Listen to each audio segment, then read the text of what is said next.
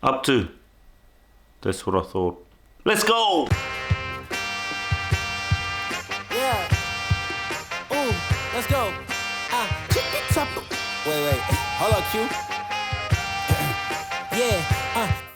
Today we're going to look at 3 different ways you can say up to. The actual term or the word is aha. Aha is what? If you want to say what are you doing, you say kei te aha koe. Kei te is now. Aha what? Koe is you. So it means what are you doing or up to. Unless you're from the East Coast, kei te aha means hello. Yeah, kei te aha. Good. But kei te aha is what are you up to now. Next one is if you wanted to ask somebody what they got up to. Man, I seen you going to a thing last night. Or what'd you get up to? And then you say, I aha koe. I aha koe. I plus a aha plus a koe. So everybody knows koe is you. I aha koe. What did you do?